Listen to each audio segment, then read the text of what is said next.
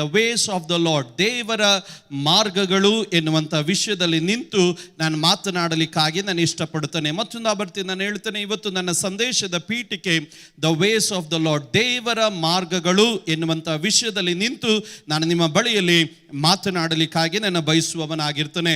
ಆರಂಭವಾಗಿ ನಾನು ಆದುಕೊಂಡಂಥ ವಚನ ರೋಮಾಪುರದವರಿಗೆ ಪೌಲನು ಬರೆದಂಥ ಪತ್ರಿಕೆ 11ನೇ ಅಧ್ಯಾಯದ 33ನೇ ವಚನದಿಂದ ಅದರ 36ನೇ ವಚನದವರೆಗೂ. ಆಹಾ, ದೇವರ ಐಶ್ವರ್ಯವು ಜ್ಞಾನವು ಎಷ್ಟು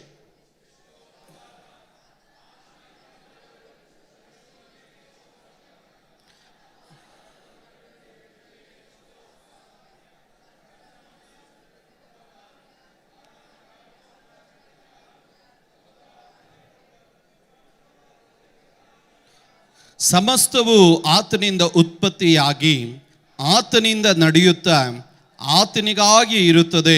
ಆತನಿಗೆ ಸದಾಕಾಲವು ಸ್ತೋತ್ರ ಮತ್ತು ಆಮೇನ್. ಗಟ್ಟಿಯಾಗಿ ಹೇಳೋಣ, ಸ್ತೋತ್ರ ಆಮೇನ್. ನೀವೆಲ್ಲರೂ ಕುಳಿತುಕೊಳ್ಳ್ರಿ. ಓದಲ್ಪಟ್ಟಂತ ಆಶೀರ್ವದಿಸಲ್ಪಟ್ಟಂತ ವಚನಗಳಿಗಾಗಿ ನಾನು ದೇವರಿಗೆ ನನ್ನ ಸ್ತೋತ್ರವನ್ನು ನಾನು ತಿಳಿಸ್ತೇನೆ.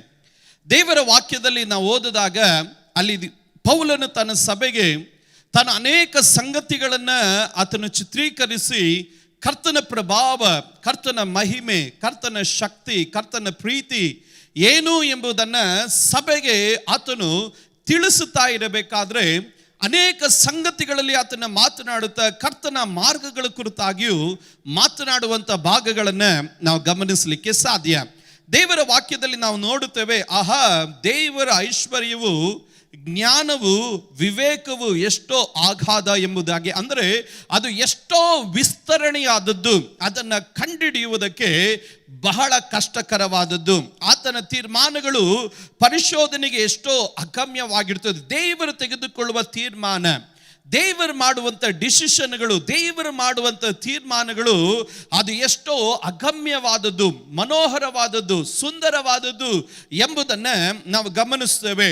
ಮೂರನೇದಾಗಿ ನಾವು ನೋಡ್ತೇವೆ, ಆತನ ಮಾರ್ಗಗಳನ್ನು ಕಂಡುಹಿಡಿಯುವುದಕ್ಕೆ ಎಷ್ಟೋ ಅಸಾಧ್ಯ ಎಂಬುದಾಗಿ ನಾವು ದೇವರ ವಾಕ್ಯದಲ್ಲಿ ನಾವು ಗಮನಿಸುವವರಾಗಿರ್ತೇವೆ. ಹಾಗಾದ್ರೆ ಯಾರು ದೇವರ ಮಾರ್ಗಗಳನ್ನು ಕಂಡುಕೊಳ್ಳಲಿಕ್ಕೆ ಸಾಧ್ಯ ಎಂಬುದನ್ನು ಈ ಬೆಳಗಿನ ಜಾವದಲ್ಲಿ ನಿಮ್ಮ ಮಧ್ಯದಲ್ಲಿ ನಾನು ಮಾತನಾಡಲಿಕ್ಕಾಗಿ ಇಷ್ಟಪಡ್ತೇನೆ. ದೇವರ ಮಾರ್ಗಗಳ ವಿಶೇಷತೆ ಏನು, ಮನುಷ್ಯನ ಮಾರ್ಗಗಳ ಅದರ ದೌರ್ಬಲ್ಯತೆಗಳೇನು, ದೇವರ ಮಾರ್ಗದಲ್ಲಿ ನಾವು ನಡೆಯುವುದಕ್ಕಾಗಿ ಪ್ರಾರಂಭಿಸಿದ್ರೆ ಅದರಲ್ಲಿ ನಮಗುಂಟಾಗುವಂಥ ಆಶೀರ್ವಾದಗಳು ಏನು ಎಂಬುದನ್ನು ನಿಮ್ಮ ಮುಂದೆ ವಾಕ್ಯದ ಮುಂದೆ ನಾನು ತರಲಿಕ್ಕಾಗಿ ನಾನು ಇಷ್ಟಪಡುವವನಾಗಿರ್ತೇನೆ. ಅಪೊಸ್ತಲನಾದಂಥ ಪೌಲನು ತಾನು ಸಭೆಗೆ ತಾನು ಉಚ್ಚರಿಸಿ ತಾನು ಹೇಳ್ತಿರುವಂಥ ಒಂದು ಕಾರ್ಯವನ್ನು ನೋಡ್ರಿ. ಆಹಾ, ದೇವರ ಮಾರ್ಗಗಳನ್ನು ಕಂಡುಹಿಡಿಯುವುದಕ್ಕೆ ಎಷ್ಟೋ ಅಸಾಧ್ಯ ಎಂಬುದಾಗಿ ನಾವು ಗಮನಿಸ್ತೇವೆ. ಹಾಗಾಗಿರುವುದಾದರೆ ಅಸಾಧ್ಯತೆಗಳ ಮಧ್ಯದಲ್ಲಿ ಉತ್ತಮವಾದಂಥ ದೇವರ ಮಾರ್ಗ ಏನು ಎಂಬುದನ್ನು ದೇವರ ವಾಕ್ಯ ನಮಗೆ ಉಪದೇಶಿಸುವಂಥದ್ದಾಗಿರುತ್ತದೆ. ನೋಡ್ರಿ, ಸತ್ಯವೇದ ಗ್ರಂಥದಲ್ಲಿ ಯೇಸು ಸ್ವಾಮಿ ತಾನು ಯೋಹಾನ್ ಬರೆದ ಸುವಾರ್ತೆ 14ನೇ ಅಧ್ಯಾಯಕ್ಕೆ ಪ್ರವೇಶಿಸಿದಾಗ ಯೇಸು ಸ್ವಾಮಿ ತನ್ನ ಶಿಷ್ಯರ ಬಳಿಯಲ್ಲಿ ತಾನು ಈ ರೀತಿಯಾಗಿ ಮಾತನಾಡ್ತಾ ಇದ್ದಾನೆ. ತಾನು ಹೇಳ್ತಿರುವಂಥದ್ದು, ನಿಮ್ಮ ಹೃದಯವು ಕಳವಳಗೊಳ್ಳದಿರಲಿ, ದೇವರನ್ನು ನಂಬಿರಿ, ನನ್ನನ್ನು ನಂಬಿರಿ. ನನ್ನ ತಂದೆಯ ಮನೆಯಲ್ಲಿ ಬಹಳ ಬಿಡಾರಗಳಿವೆ, ಇಲ್ಲದಿದ್ದರೆ ನಿಮಗೆ ಹೇಳುತ್ತಾ ಇದ್ದೇನೆ, ನಿಮಗೆ ಸ್ಥಳವನ್ನು ಸಿದ್ಧ ಮಾಡುವುದಕ್ಕೆ ನಾನು ಹೋಗುತ್ತೇನಲ್ಲ.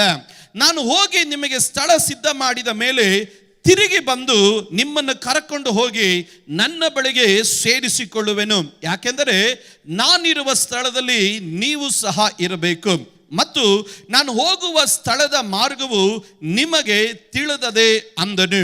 ತೋಮನು ಆತನನ್ನು, ಸ್ವಾಮಿ, ನೀನು ಎಲ್ಲಿಗೆ ಹೋಗುತ್ತೀಯೋ ನಮಗೆ ತಿಳಿಯದು, ಮಾರ್ಗ ಹೇಗೆ ತಿಳಿದಿತ್ತು ಎಂದು ಕೇಳಲು ಯೇಸು ಅವನಿಗೆ, ನಾನೇ ಮಾರ್ಗ, ನಾನೇ ಜೀವ, ನಾನೇ ಸತ್ಯವಾಗಿದ್ದೇನೆ ಎಂದು ಹೇಳಿದನು.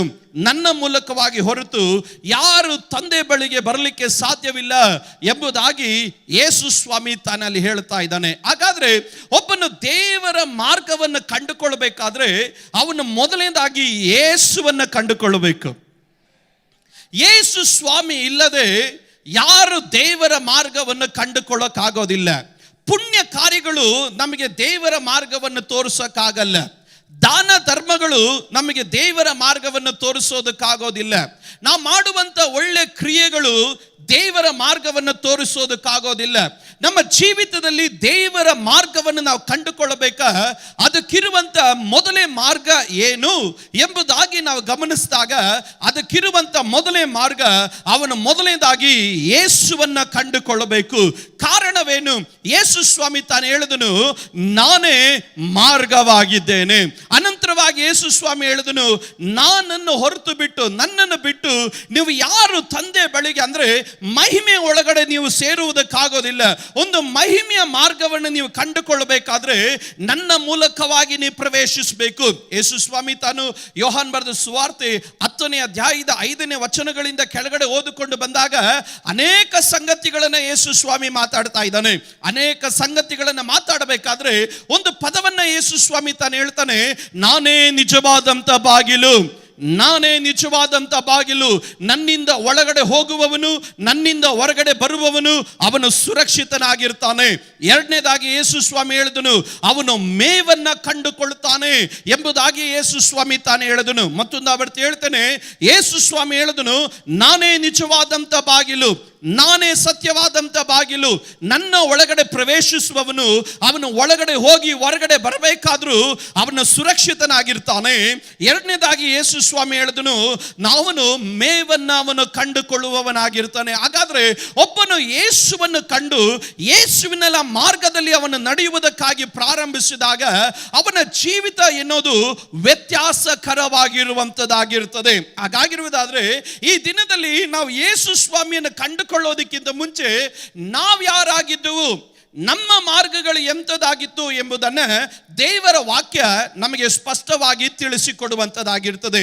ನೋಡ್ರಿ, ರೋಮಾಪುರದವರಿಗೆ ಬರೆದ ಪತ್ರಿಕೆ 3ನೇ ಅಧ್ಯಾಯದ 11ನೇ ವಾಕ್ಯಕ್ಕೆ ನಾವು ಪ್ರವೇಶಿಸಿದಾಗ ಯೇಸು ಸ್ವಾಮಿಯನ್ನು ನಂಬೋದಕ್ಕಿಂತ ಮುಂಚೆ, ದೇವರನ್ನ ತಿಳಿದುಕೊಳ್ಳೋದಕ್ಕಿಂತ ಮುಂಚೆ, ಯೇಸುವನ್ನು ನಾವು ಕಂಡುಕೊಳ್ಳೋದಕ್ಕಿಂತ ಮುಂಚೆ ನಮ್ಮ ಜೀವನ ಏನಾಗಿತ್ತು, ನಮ್ಮ ಮಾರ್ಗಗಳು ಏನಾಗಿತ್ತು, ನಮ್ಮ ಚಿಂತೆಗಳು ಏನಾಗಿತ್ತು, ನಾವು ಯಾರಾಗಿದ್ವಿ ಅನ್ನೋದನ್ನ ದೇವರ ವಾಕ್ಯ ನಮಗೆ ಸ್ಪಷ್ಟವಾಗಿ ತಿಳಿಸಿಕೊಡುತ್ತದೆ. ಅದೇನಾಗಿದೆ ಎಂಬುದಾಗಿ ನಾವು ವಾಕ್ಯದಲ್ಲಿ ರೋಮಾಪುರದವರಿಗೆ ಬರೆದ ಪತ್ರಿಕೆ 3ನೇ ಅಧ್ಯಾಯದ 11ನೇ ವಚನದಿಂದ ನಾವು ಓದಿಕೊಂಡು ಬಂದಾಗ ಬೈಬಲ್ ಹೇಳ್ತದೆ, ಎಲ್ಲರೂ ದಾರಿ ತಪ್ಪಿದವರೇ, ನೀತಿವಂತನು ಒಬ್ಬನೂ ಇಲ್ಲ ಎನ್ನುವುದನ್ನ ದೇವರು ಸಾಕ್ಷೀಕರಿಸಿದ ಮೇಲೆ ನಂತರವಾಗಿ ದೇವರು ಉಪಯೋಗಿಸ್ತಾನೆ, ತಿಳುವಳಿಕೆ ಉಳ್ಳವನು ಇಲ್ಲ, ದೇವರನ್ನು ಹುಡುಕುವವನು ಇಲ್ಲ, ಎಲ್ಲರೂ ದಾರಿ ತಪ್ಪಿದವರೇ.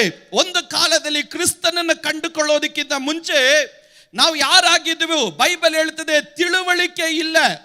ಎರಡನೇದಾಗಿ ದೇವರನ್ನು ಹುಡುಕುವವರಿಲ್ಲ, ಎಲ್ಲರೂ ದಾರಿ ತಪ್ಪಿ ನಡೆಯುತ್ತಾರೆ. ಮುಂದಿನ ವಚನ ಹೇಳುತ್ತೆ, ಎಲ್ಲರೂ ಕೆಲಸಕ್ಕೆ ಬಾರದವರು.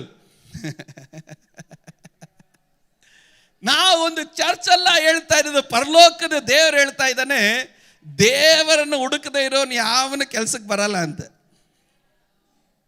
ನೀನು ಲೋಕಕ್ಕೆ ಉಪಯೋಗ ಉಳ್ಳವನಾಗಿರ್ಬೋದು, ನೀನು ಸ್ನೇಹಿತರಿಗೆ ಉಪಯೋಗ ಉಳ್ಳವನಾಗಿರ್ಬೋದು, ಆದರೆ ದೇವರನ್ನು ಹುಡುಕದೇ ಇರುವವನು, ಕರ್ತನ ಜ್ಞಾನ ಇಲ್ಲದವನು, ಮಾರ್ಗವನ್ನು ತಿಳಿದುಕೊಳ್ಳದೆ ಇರುವವನು, ಅವನು ದೇವರಿಗೆ ಉಪಯುಕ್ತನಾಗೋದಿಕ್ಕೆ ಅವನ ಸಾಧ್ಯ ಇಲ್ಲ. ಕೆಲಸಕ್ಕೆ ಬಾರದವರು. ಮುಂದಿನ ವಾಚನ ಹೇಳುತ್ತೆ ನೋಡ್ರಿ, ಒಳ್ಳೆಯದನ್ನು ಮಾಡುವವನು ಇಲ್ಲ, ಒಬ್ಬನಾದ್ರೂ ಇಲ್ಲ. ಬೈಬಲ್ ಹೇಳ್ತದೆ, ಅವರ ಗಂಟಲು ತೆರೆದಿರುವಂತ ಸಮಾಧಿಯಾಗಿದೆ. ರಕ್ಷಣೆ ಹೊಂದೋದಕ್ಕಿಂತ ಮುಂಚೆ ಏನಾಗಿದೆ, ಅವರ ಗಂಟ್ಲು ತೆರೆದಿರುವ ಸಮಾಧಿ. ಅಂದ್ರೆ ಬಾಯಿ ತೆರೆದ್ರೆ ಜೀವ ಉಳ್ಳಂತ ಒಂದು ಪದ ಬರಲ್ಲ, ಎಲ್ಲ ನುಂಗೋದೆ. ಅವ್ರ ಮಾತುಗಳನ್ನು ಕೇಳಿದಾಗ, ಅವರ ಶಬ್ದಗಳನ್ನು ಕೇಳಿದಾಗ ಸಾಯಿಸುವಂಥದ್ದು, ಸಾಯುವಂಥದ್ದು, ಸಮಾಧಿಯಾದಂಥ ಪದಗಳೇ ಅವರ ಬಾಯಿಯಿಂದ ಹೊರಟು ಬರುವಂಥದ್ದು. ಮುಂದೆ ದೇವರ ವಾಕ್ಯ ಹೇಳ್ತದೆ, ಅವರ ನಾಲಿಗೆಯಿಂದ ವಂಚನೆಗಳನ್ನು ಮಾತನಾಡುತ್ತಾರೆ, ಅವರ ತುಟಿಗಳಲ್ಲಿ ಹಿಂದೆ ಹಾವಿನ ವಿಷಯ ಇದೆ. ಬೈಬಲ್ ಹೇಳ್ತದೆ, ಅವರ ನಾಲಿಗೆಗಳಲ್ಲಿ ಏನ್ ಮಾತನಾಡ್ತಾ ಇದ್ರು? ವಂಚನೆಯ ಮಾತುಗಳು, ಒಳ್ಳೊಳ್ಳೆ ಮಾತುಗಳನ್ನು ಆಡ್ತಾರೆ, ಮುಂದೆ ಇದ್ದಾಗ ಚೆನ್ನಾಗಿ ಮಾತಾಡ್ತಾ ಇದ್ರು. ಆದ್ರೆ ಹಿಂದೆ ಏನಿದೆ? ಅವರ ನಾಲಿಗೆ ಹಿಂದೆ ಹಾವಿನ ವಿಷವಿದೆ ಎಂಬುದಾಗಿ ದೇವರ ವಾಕ್ಯ ನಮಗೆ ತಿಳಿಸುತ್ತೆ. ಮುಂದಿನ ವಾಕ್ಯ ಹೇಳ್ತದೆ ನೋಡ್ರಿ, ಅವರ ಬಾಯಿ ಶಾಪದಿಂದಲೂ ಕ್ರೋಧದ ಮಾತುಗಳಿಂದಲೂ ತುಂಬಿಯದೆ. ಅವರ ಕಾಲುಗಳು ರಕ್ತವನ್ನು ಸುರಿಸಲು ಆತುರ ಪಡುತ್ತದೆ. ಅವರು ಹೋದ ದಾರಿ ನಾಶ, ಸಂಕಟಗಳು ಉಂಟಾಗುತ್ತವೆ. ದೇವರ ಮಾರ್ಗವನ್ನು ಕಂಡುಕೊಳ್ಳದೆ ಸ್ವಂತ ಮಾರ್ಗದಲ್ಲಿ ನಡೆಯುವವನು ತಾನು ಹೋಗುವಂತ ಮಾರ್ಗ ಎಂತ ಮಾರ್ಗ, ಅವನು ಹೋಗುವಂತ ದಾರಿ ಎಂತ ದಾರಿ ಎಂಬುದನ್ನ ಬೈಬಲ್ ಸ್ಪಷ್ಟವಾಗಿ ಹೇಳುತ್ತದೆ. ಆ ದಾರಿ ಎನ್ನುವುದು ನಾಶನ ಮತ್ತು ಸಂಕಟಗಳನ್ನು ಉಂಟು ಮಾಡುತ್ತದೆ. ದೇವರು ಇಲ್ಲದೆ ನೀನು ಹೋಗುವಂತ ದಾರಿ ಇವತ್ತು ನಿಮಗೆ ಅಲ್ಪ ಕಾಲ ಸುಖ ಭೋಗಗಳನ್ನು ತರಬಹುದು, ಅಲ್ಪ ಕಾಲ ನಿಮಗೆ ಮನೋರಂಜನೆ ಕೊಡಬಹುದು. ಆದರೆ ದೇವರು ಇಲ್ಲದೆ ನೀವು ನಡೆಯುವಂತ ದಾರಿ ಅದು ಕೊನೆಯದಾಗಿ ನಿಮ್ಮನ್ನು ಎಲ್ಲಿಗೆ ತಂದು ಸಿಕ್ಕಿಸ್ಬಿಡುತ್ತದೆ ಅಂದ್ರೆ ನಾಶನ, ಸಂಕಟಗಳಿಗೆ ನಿಮ್ಮನ್ನು ತಂದು ಸಿಕ್ಕಿಸುತ್ತದೆ ಎನ್ನುವುದು ದೇವರ ವಾಕ್ಯ ನಮಗೆ ತಿಳಿಸುತ್ತದೆ. ನಾನು ನಿನ್ನೆ ದಿವಸದಲ್ಲಿ ಯೂತ್ ಮೀಟಿಂಗ್ ಅಲ್ಲಿ ಒಂದು ಪದ ನಾನು ಈ ರೀತಿಯಾಗಿ ಹೇಳಿದೆ, ಕತ್ತಲಲ್ಲಿ ಮಾಡೋದನ್ನೆಲ್ಲ ದೇವರು ಬೆಳಕಿಗೆ ತಂದು ಖಂಡಿಸ್ತಾನೆ, ಆದರೆ ಬೆಳಕಿನಲ್ಲಿ ಮಾಡುವಂತ ನೀತಿ ಕಾರ್ಯಗಳನ್ನ ಮಹಿಮೆಯಲ್ಲಿ ದೇವರು ತಂದು ಪ್ರಕಾಶಿಸ್ತಾನೆ. ಕತ್ತಲಲ್ಲಿ ಮಾಡೋ ಕ್ರಿಯೆಗಳು ಅಂದ್ರೆ ಮರೆಯಾಗಿದ್ದು ರಹಸ್ಯವಾಗಿ ಮಾಡುವಂತ ತಪ್ಪುಗಳು, ಅಪರಾಧಗಳು, ದೋಷಗಳು, ಇದನ್ನೆಲ್ಲ ಒಂದು ದಿವಸ ದೇವರು ಬೆಳಕಿನಲ್ಲಿ ತಂದು ಬಹಿರಂಗಕ್ಕೆ ತಂದು ದೇವರು ಖಂಡಿಸ್ತಾನೆ. ಆದರೆ ಬೆಳಕಿನಲ್ಲಿ ಮಾಡುವಂತ ನೀತಿ ಕಾರ್ಯಗಳು, ಸತ್ಯವಾದ ಕಾರ್ಯಗಳು, ನ್ಯಾಯವಾದ ಕಾರ್ಯಗಳನ್ನ ಮಹಿಮೆಯಲ್ಲಿ ದೇವರು ಅದನ್ನು ಪ್ರಕಾಶಿಸಿ ದೇವರು ಅದಕ್ಕೆ ಶ್ರೇಷ್ಠವಾದ ಪ್ರತಿಫಲವನ್ನ ದೇವರು ದಯಪಾಲಿಸುತ್ತಾನೆ. ಇಲ್ಲಿ ಸತ್ಯವೇದ ಗ್ರಂಥದಲ್ಲಿ ನಾವು ಗಮನಿಸಿದಾಗ ದೇವರ ಮಾರ್ಗದಲ್ಲಿ ನಡೆಯುವವನ ದೇವರ ಮಾರ್ಗದಿಂದ ದೂರ ಉಳಿದು ಸ್ವಂತ ಮಾರ್ಗದಲ್ಲಿ ನಡೆಯುವವನ ದಾರಿ ಅದು ನಾಶನವನ್ನ, ಸಂಕಟವನ್ನ ಅವನಿಗೆ ಉಂಟು ಮಾಡುತ್ತದೆ. ನಂತರವಾಗಿ ದೇವರ ವಾಕ್ಯ ಹೇಳ್ತದೆ, ಸಮಾಧಾನದ ಮಾರ್ಗವನ್ನ ಅರಿಯದವರು, ಅವರಿಗೆ ಸಮಾಧಾನದ ಮಾರ್ಗ ಏನು ಎನ್ನುವುದು ಅವರಿಗೆ ಗೊತ್ತಿಲ್ಲ. ಬೈಬಲ್ ಹೇಳ್ತದೆ, ಅವರ ಕಣ್ಣೆದುರಿಗೆ ದೇವರ ಭಯವೇ ಇಲ್ಲ. ಒಬ್ಬನ ದೇವರ ಮಾರ್ಗದಲ್ಲಿ ನಡೀತಾ ಇಲ್ಲ ಅಂತಂದ್ರೆ ಅದಕ್ಕೆ ಕಾರಣ ಏನು ಎಂಬುದಾಗಿ ಗಮನಿಸಿದಾಗ, ಒಂದನೇದಾಗಿ ಅವನು ದೇವರನ್ನ ಹುಡುಕುವವನಲ್ಲ.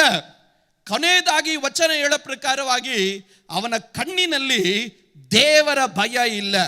ದೇವರ ಭಯ ಉಳ್ಳವನು ಆತನು ಕರ್ತನ ಮಾರ್ಗಕ್ಕಾಗಿ ಆತುರ ಪಡುತ್ತಾನೆ.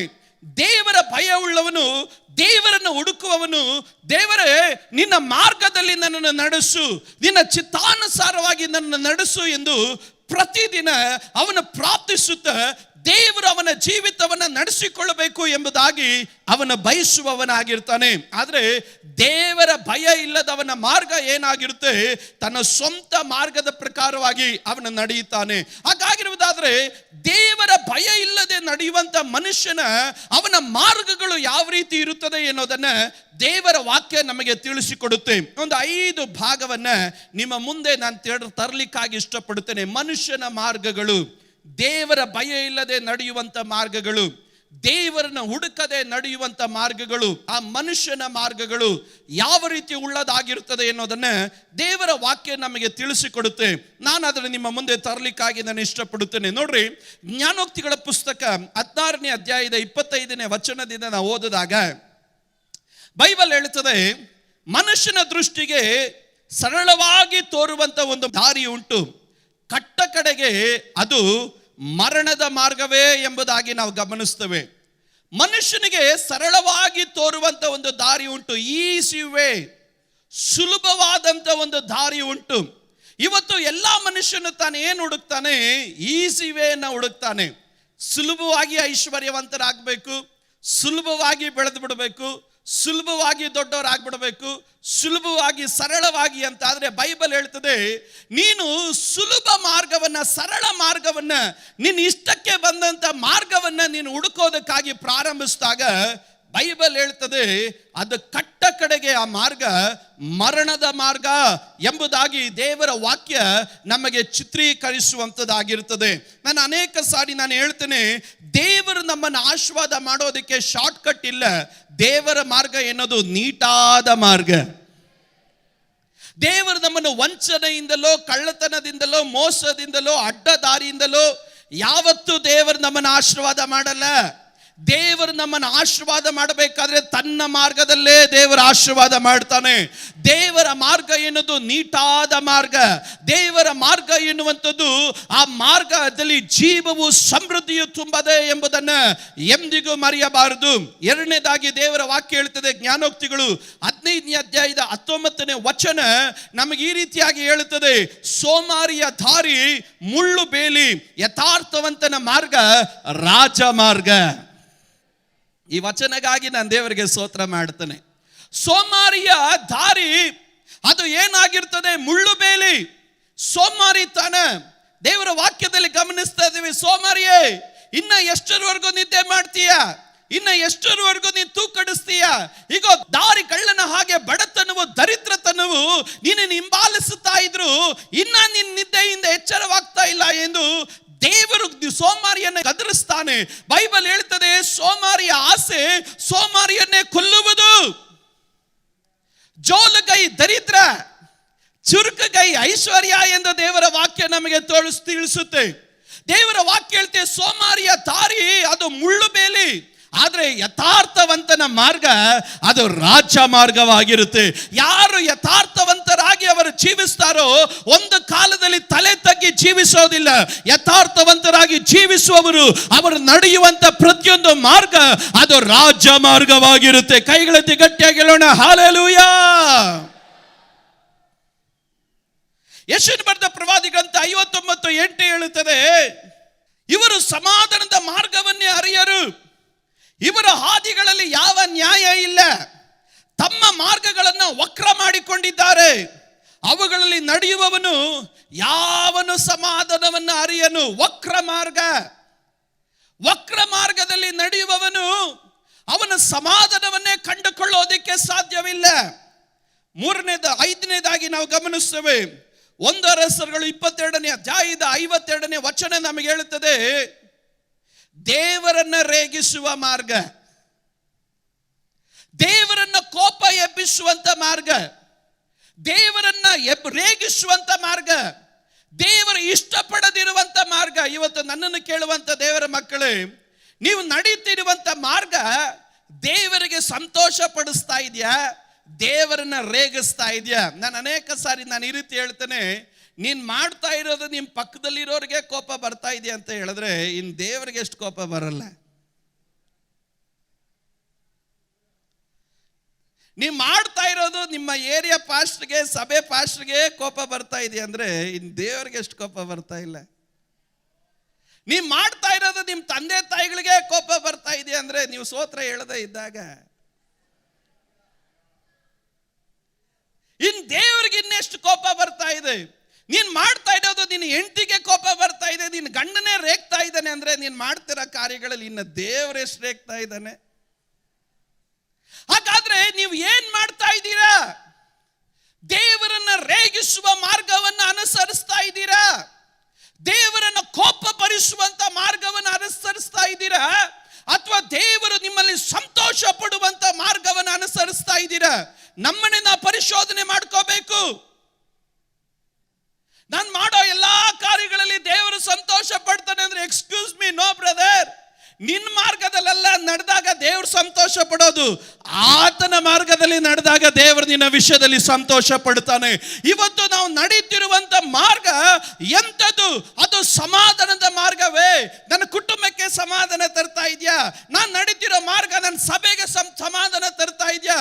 ನಾನು ನಡೀತಿರುವಂತ ಮಾರ್ಗ ನನ್ನ ಪಕ್ಕದ ಮನೆಯವರಿಗೆ ಸಮಾಧಾನ ತರ್ತಾ ಇದೆಯಾ? ನಾನು ನಡೀತಿರುವಂತ ಮಾರ್ಗ ನನ್ನ ತಂದೆ ತಾಯಿಗಳಿಗೆ ಸಮಾಧಾನ ತರ್ತಾ ಇದೆಯಾ? ಇಲ್ಲ ಅಂತಂದ್ರೆ you are in the wrong way my brother. ತಪ್ಪು ಮಾರ್ಗದಲ್ಲಿದ್ದೀರಾ. ನೀನು ಸಮಾಧಾನ ಕೊಡದಿರುವಂತ ವ್ಯಕ್ತಿ ನೀನು ಆಗಿದ್ರೆ you are handling the wrong situation. ತಪ್ಪಾದ ಸಂದರ್ಭಗಳಲ್ಲಿ ನೀವು ಕೈ ಹಾಕಿ ನೀವು ನಡೀತಾ ಇದ್ದೀರಾ. ದೇವರ ಮಾರ್ಗದಲ್ಲಿ ನಡೆಯುವವನು ಅವನು ಎಲ್ಲಾ ಮಾರ್ಗದಲ್ಲಿ ಸಮಾಧಾನವನ್ನು ತರ್ತಾನೆ. ಕೈಗಳೆತ್ತಿ ಗಟ್ಟಿಯಾಗಿ ಹೇಳೋಣ, ಹಲ್ಲೆಲೂಯಾ. ದೇವರ ಮಾರ್ಗದಲ್ಲಿ ನಡೆಯುವವನು ಮೊದಲನೇದಾಗಿ ತನಗೆ ಸಮಾಧಾನ ಉಂಟು ಮಾಡಿಕೊಳ್ತಾನೆ, ಎರಡನೇದಾಗಿ ತನ್ನ ಕುಟುಂಬಕ್ಕೆ ಸಮಾಧಾನ ಉಂಟು ಮಾಡಿಕೊಳ್ತಾನೆ, ಮೂರನೇದಾಗಿ ಆತನು ತನ್ನ ಸಭೆಗೆ ಸಮಾಧಾನವನ್ನು ತರ್ತಾನೆ, ನಾಲ್ಕನೇದಾಗಿ ತನ್ನ ದೇಶಕ್ಕೆ ಅವನ ಸಮಾಧಾನವನ್ನು ತರ್ತಾನೆ. ಇವತ್ತು ದೇವರ ಮಕ್ಕಳು ಗಮನಿಸಿ, ನಿಮ್ಮ ವಿಷಯದಲ್ಲಿ ನಿಮ್ಮ ಕುಟುಂಬದವರು, ನಿಮ್ಮ ತಂದೆ ತಾಯಿಗಳು, ನಿಮ್ಮ ಪಾಸ್ಟರ್ಗಳೇ ಕೋಪ ಮಾಡ್ಕೊಳ್ತಾ ಇದ್ದೀರಾ ಅಂದ್ರೆ ಅರ್ಥ ಮಾಡ್ಕೊಳ್ಬೇಕು, ಇನ್ನು ನಾನು ದೇವ್ರನ್ನ ಎಷ್ಟು ರೇಗಿಸ್ತಾ ಇದ್ದೀನಪ್ಪ ಅಂತ ಹೇಳಿ ಈ ದಿನದಲ್ಲೇ ಮನ ತಿರುಗಿ ಬರಬೇಕು. ಹಾಗಾಗಿದ್ದಾರೆ. ಇನ್ನು ಅನೇಕ ಕಾರ್ಯಗಳಿದೆ, ಸಮಯ ಇಲ್ಲದಿರೋದ್ರಿಂದ ನಾನೊಂದು ಪ್ರವಾದನೆ ಶಬ್ದವನ್ನು ಮುಟ್ಟಬೇಕು. ಅದಕ್ಕಿಂತ ಮುಂಚೆ ನಾವು ನಮ್ಮನ್ನೇ ಎಚ್ಚರಿಸಬೇಕಲ್ಲ, ಅದರಿಂದ ಕೆಲವೊಂದು ಮಾರ್ಗಗಳನ್ನು ನಾನು ಹೇಳ್ತಾ ಇದ್ದೀನಿ. ಈಗ ದೇವರ ಮಾರ್ಗಗಳ ವಿಶೇಷತೆ ಏನು? ಇದು ಮನುಷ್ಯನ ಮಾರ್ಗಗಳು. ದೇವರ ಮಾರ್ಗಗಳ ವಿಶೇಷತೆ ಏನು? ಸತ್ಯವೇದ ಗ್ರಂಥದಲ್ಲಿ ಗಮನಿಸ್ತೇವೆ. ಯೆಶಾಯನ ಬರೆದ ಪ್ರವಾದಿ ಗ್ರಂಥ 55ನೇ ಅಧ್ಯಾಯದ 8ನೇ ವಚನವನ್ನು ನಾವು ಗಮನಿಸಿದಾಗ ದೇವರ ಮಾರ್ಗಗಳ ವಿಶೇಷತೆ ಏನು ಎಂಬುದಾಗಿ ಗಮನಿಸಿದಾಗ, ಒಂದನೇದಾಗಿ ದೇವರ ಮಾರ್ಗ ಉನ್ನತವಾದ ಮಾರ್ಗ. ನಿನ್ನ ಮಾರ್ಗಗಳೆಲ್ಲ ನನ್ನ ಮಾರ್ಗ, ನಿನ್ನ ಆಲೋಚನೆಗಳೆಲ್ಲ ನನ್ನ ಆಲೋಚನೆ. ಭೂಮಿಯಿಂದ ಆಕಾಶ ಎಷ್ಟು ಉನ್ನತವಾಗಿದೆಯೋ, ನಿನ್ನ ಮಾರ್ಗಗಳಿಗಿಂತ, ನಿನ್ನ ಆಲೋಚನೆಗಳಿಗಿಂತ ಕರ್ತನ ಮಾರ್ಗ, ಕರ್ತನ ಆಲೋಚನೆಗಳು ಅಷ್ಟು ಉನ್ನತವಾಗಿವೆ ಎಂಬುದಾಗಿ ದೇವರ ವಾಕ್ಯ ಹೇಳ್ತದೆ. ಹಾಗಾದ್ರೆ ನನ್ನ ಕುರಿತಾಗಿ, ನಿಮ್ಮ ಕುರಿತಾಗಿ ದೇವರು ಸಿದ್ಧ ಇಟ್ಟಿರುವಂತ ಮಾರ್ಗ, ನಿಮ್ಮ ಭವಿಷ್ಯದ ಕುರಿತಾಗಿ, ನಿಮ್ಮ ತಲೆಮಾರುಗಳ ಕುರಿತಾಗಿ, ನಿಮ್ಮ ಸೇವೆಗಳ ಕುರಿತಾಗಿ, ನಿಮ್ಮ ಬಿಸ್ನೆಸ್ಗಳ ಕುರಿತಾಗಿ ದೇವರು ಸಿದ್ಧ ಮಾಡಿರುವ ಮಾರ್ಗ, ದೇವರು ಮಾಡಿರುವ ಆಲೋಚನೆ ಅದು ಚಿಕ್ಕದಲ್ಲ, ಅದು ಉನ್ನತವಾದದ್ದಾಗಿರುತ್ತದೆ. ಭೂಮಿಯಿಂದ ಆಕಾಶ ಎಷ್ಟು ಉನ್ನತವಾಗಿದೆಯೋ ಯಾರು ಲೆಕ್ಕ ಹಾಕ್ಲಿಕ್ಕಾಗ್ಲಿಲ್ಲ ಇದುವರೆಗೂ. ನನಗಾಗಿ ದೇವರು ಸಿದ್ಧ ಮಾಡಿದ ಮಾರ್ಗ ಅದು ಅಷ್ಟು ಉನ್ನತವಾದ ಮಾರ್ಗವಾಗಿರುತ್ತದೆ. ಕೈಗಳೆತ್ತಿ ಗಟ್ಟಿಯಾಗಿ ಹೇಳೋಣ ಹಲ್ಲೆಲೂಯಾ. ಎರಡನೇದಾಗಿ ದೇವರ ವಾಕ್ಯ ಹೇಳುತ್ತೆ, ಪ್ರಕಟಣೆ 15ನೇ ಅಧ್ಯಾಯದ 3ನೇ ವಾಕ್ಯ ಹೇಳುತ್ತದೆ, ದೇವರ ಮಾರ್ಗವು ನ್ಯಾಯವೂ ಸತ್ಯವೂ ಆಗಿದೆ. The ways of the Lord filled with truth. ದೇವರ ವಾಕ್ಯವು ಯಾವಾಗಲೂ ಅದು ಸತ್ಯದಿಂದ ತುಂಬಿರುವಂಥದ್ದು, ನ್ಯಾಯದಿಂದ ತುಂಬಿರುವಂಥದ್ದು. ದೇವರ ಮಾರ್ಗದಲ್ಲಿ ಸುಳ್ಳಿಲ್ಲ. ಕೀರ್ತನೆ 145:17 ಹೇಳ್ತದೆ, ದೇವರ ಮಾರ್ಗವೆಲ್ಲ ನೀತಿ ಉಳ್ಳದು. The ways are righteous. ದೇವರ ಮಾರ್ಗಗಳು ನೀತಿ ಉಳ್ಳದು. ಕೀರ್ತನೆ 18:30 ಹೇಳ್ತದೆ, ದೇವರ ಮಾರ್ಗವು ಯಾವ ದೋಷ ಇಲ್ಲದು. ಆ ಪದಕ್ಕಾಗಿ ನಾನು ದೇವರಿಗೆ ಸ್ತೋತ್ರ ಹೇಳ್ತೇನೆ. ಈ ದೇವರ ಮಾರ್ಗದಲ್ಲಿ ಒಬ್ಬನು ನಡೆಯೋದಕ್ಕಾಗಿ ಪ್ರಾರಂಭಿಸಿದಾಗ ಅವನ ಜೀವನದಲ್ಲಿ ದೋಷವಾದದ್ದು ಒಂದು ಸಂಭವಿಸೋದಕ್ಕೆ ದೇವರ ಅನುಮತಿ ಕೊಡೋದಿಲ್ಲ. ಕಾರಣವೇನೆಂದ್ರೆ ಈ ಮಾರ್ಗದಲ್ಲಿ ದೋಷವಾದದ್ದು ಒಂದು ಇಲ್ಲ, ಈ ಮಾರ್ಗದಲ್ಲಿ ನಡೆಯೋದೆಲ್ಲ ಒಳ್ಳೆಯದೇ. ಅದರಿಂದಲೇ ನಾವು ದೇವರ ವಾಕ್ಯದಲ್ಲಿ ರೋಮಾಪುರದವರಿಗೆ ಬರೆದ ಪತ್ರಿಕೆ 8:28 ಹೇಳ್ತದೆ, ದೇವರ ಸಂಕಲ್ಪದ ಮೇರೆಗೆ ಕರೆಯಲ್ಪಟ್ಟು ಆತನನ್ನೇ ಪ್ರೀತಿಸೋರ ಹಿತಕ್ಕಾಗಿ ಎಲ್ಲಾ ಕಾರ್ಯಗಳನ್ನು ದೇವರ ಅನುಕೂಲ ಮಾಡ್ತಾನೆ. ಇವತ್ತು ಯೇಸು ಸ್ವಾಮಿಯ ಮಾರ್ಗಕ್ಕೆ ನಾನು ಬಂದು ನಾನು ಕೆಟ್ಟು ಹೋಗಿದ್ದೇನೆ, ಹಾಳೋಗಿ ಹೋಗಿದ್ದೇನೆ ಅಂತ ಹೇಳೋದಕ್ಕೆ ಯಾರಿಗೂ ಆಸ್ಪದ ಇಲ್ಲ. ಯೇಸು ಸ್ವಾಮಿ ಎಂಬ ಮಾರ್ಗವನ್ನು ಅನುಸರಿಸಿ ನಡೆಯುವುದಕ್ಕಾಗಿ ಪ್ರಾರಂಭಿಸಿದಂತೆ ಪ್ರತಿಯೊಂದು ದೇವರ ಮಕ್ಕಳು ಹೇಳೋದಕ್ಕೆ ಸಾಧ್ಯ, ನನ್ನ ಜೀವನದಲ್ಲಿ ದೇವರು ದೋಷವಾದುದನ್ನು ಒಂದನ್ನು ಮಾಡಲಿಲ್ಲ, ನನ್ನ ದೇವರು ನನ್ನ ಜೀವನದಲ್ಲಿ ಮಾಡಿದೆಲ್ಲ ಒಳ್ಳೆಯದು ಒಳ್ಳೆಯದು ಒಳ್ಳೆಯದು ಎಂದು ಹೇಳಲಿಕ್ಕೆ ಸಾಧ್ಯ. ಕಾರಣವೇನೆಂದ್ರೆ ದೇವರ ಮಾರ್ಗದಲ್ಲಿ ದೋಷವಾದದ್ದು ಒಂದು ಇಲ್ಲ. ಹೋಸೇಯನ ಬರೆದ ಪ್ರವಾದಿ ಗ್ರಂಥ 14ನೇ ಅಧ್ಯಾಯದ 9ನೇ ವಾಕ್ಯ ಹೇಳುತ್ತದೆ, ಯೆಹೋವನ ಮಾರ್ಗಗಳು ರುಜುವಾತಾವುಗಳು, ಅವುಗಳಲ್ಲಿ ಸನ್ಮಾರ್ಗಿಗಳು ನಡೆಯುತ್ತಾರೆ, ದುರ್ಮಾರ್ಗಿಗಳು ಎಡವಿ ಬೀಳುತ್ತಾರೆ. ಬೈಬಲ್ ಹೇಳ್ತದೆ, ದೇವರ ಮಾರ್ಗಗಳೆಲ್ಲ ಸೀಲ್ ಮಾಡಲ್ಪಟ್ಟಿದ್ದು. ಟೈಮಿಗೆ ತಕ್ಕಂತೆ, ಕಾಲಕ್ಕೆ ತಕ್ಕಂತೆ ಬದಲಾಗಲ್ಲ. ಕಂಪ್ಯೂಟರ್ ಬದಲಾಯಿತು, ಮೊಬೈಲ್ ಬದಲಾಯಿತು, ಕಾಲ ಬದಲಾಯಿತು. ಆದ್ರೆ ದೇವರು ಕಾಲಕ್ಕೆ ತಕ್ಕಂತೆ ಮಾರ್ಗ ಬದಲಾಯಿಸಲ್ಲ. ದೇವರ ಮಾರ್ಗಗಳು ಮುದ್ರಿಸಲ್ಪಟ್ಟಿದ್ದು. ಅದು ಎಂಥ ಕಾಲವಾಗಲಿ, ಅದು ಎಂಥ ಸಮಯವಾಗಲಿ, ದೇವರ ಮಾರ್ಗಗಳು ಮುದ್ರೆ ಹಾಕಲ್ಪಟ್ಟಿದ್ದು. ಅದರಲ್ಲಿ ಯಾರು ನಡೀತಾರೆ? ಸನ್ಮಾರ್ಗಿಗಳು ನಡೀತಾರೆ. ಆದ್ರೆ ದುರ್ಮಾರ್ಗಿಗಳು ಅವರು ಎಡವಿ ಬೀಳ್ತಾರೆ ಎಂದು ದೇವರ ವಾಕ್ಯದಲ್ಲಿ ನಾವು ಗಮನಿಸ್ತೇವೆ. ಇವತ್ತು ನನ್ನನ್ನು ಕೇಳುವಂತ ದೇವರ ಮಕ್ಕಳೇ, ಒಬ್ಬನು ಕರ್ತನ ಮಾರ್ಗದಲ್ಲಿ ನಡಿಬೇಕಾ? ಅವನು ಸನ್ಮಾರ್ಗಿ ಆಗಿರಬೇಕು.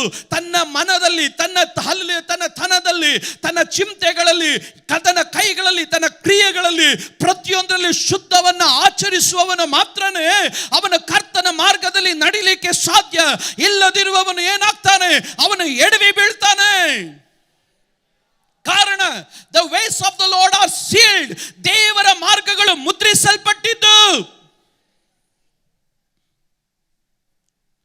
ಈ ಮಾರ್ಗವನ್ನ ಯಾರು ಕಂಡುಕೊಳ್ಳುತ್ತಾರೋ ಅವನು ಸ್ಥಿರವಾಗಿ ಅವನರಲ್ಲಿ ನಡೀಲಿಕ್ಕಾಗಿ ಅವನು ಪ್ರಾರಂಭಿಸುತ್ತಾನೆ. ಇವತ್ತು ನನ್ನನ್ನು ಕೇಳುವಂತ ಪ್ರತಿಯೊಂದು ದೇವರ ಮಕ್ಕಳೇ, ಈ ಮಾರ್ಗದಲ್ಲಿ ನಾವು ನಡೆಯುವುದಕ್ಕಾಗಿ ಪ್ರಾರಂಭಿಸಿದಾಗ ನಮ್ಮಲ್ಲಿ ನಾವು ಕಂಡುಕೊಳ್ಳುವಂತ ಆಶೀರ್ವಾದಗಳು ಏನು ಎಂಬುದನ್ನ ಅತಿ ಬೇಗನೆ ನಿಮ್ಮ ಮುಂದೆ ನಾನು ತರಲಿಕ್ಕಾಗಿ ನಾನು ಇಷ್ಟಪಡುತ್ತೇನೆ.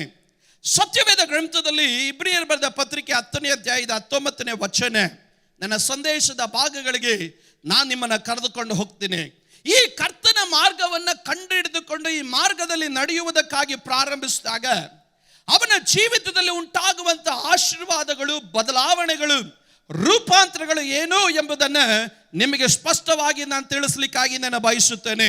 ನೋಡ್ರಿ, ಇಬ್ರಿಯರು ಬರೆದ ಪತ್ರಿಕೆ 10ನೇ ಅಧ್ಯಾಯದ 19ನೇ ವಚನ ಹೇಳುತ್ತದೆ, ಹೀಗಿರುವಲ್ಲಿ ಸಹೋದರರೇ, ಯೇಸು ನಮಗೋಸ್ಕರ ಪ್ರತಿಷ್ಠಿಸಿದ ಜೀವವುಳ್ಳ ಹೊಸ ದಾರಿಯಲ್ಲಿ ಆತನ ರಕ್ತದ ಮೂಲಕ, ಆತನ ಶರೀರ ಎಂಬ ತರಿಯ ಮುಖಾಂತರ ದೇವರ ಸಮಕ್ಷದಲ್ಲಿ ಪ್ರವೇಶಿಸುವುದಕ್ಕೆ ನಮಗೆ ಧೈರ್ಯ ಉಂಟು. ಮತ್ತೊಂದು ಆವರ್ತಿಯ ವಚನವನ್ನು ಹೇಳ್ತೇನೆ. ಹೀಗಿರುವಲ್ಲಿ ಸಹೋದರ ಸಹೋದರಿಯರೇ, ಯೇಸು ನಮಗೋಸ್ಕರ ಪ್ರತಿಷ್ಠಿಸಿದ ಜೀವವುಳ್ಳ ಹೊಸ ದಾರಿಯಲ್ಲಿ ಆತನ ರಕ್ತದ ಮೂಲಕ, ಆತನ ಶರೀರ ಎಂಬ ತೆರೆಯ ಮುಖಾಂತರ ದೇವರ ಸಮಕ್ಷದಲ್ಲಿ ಪ್ರವೇಶಿಸುವುದಕ್ಕೆ ನಮಗೆ ಧೈರ್ಯ ಉಂಟಾಯಿತು ಎಂಬುದಾಗಿ. ಹಾಗಾದ್ರೆ ರಕ್ಷಣೆ ಹೊಂದಿದಂತ ಪ್ರತಿಯೊಂದು ದೇವರ ಮಕ್ಕಳಿಗೂ ಅವರವರ ದಾರಿ ಇಲ್ಲ.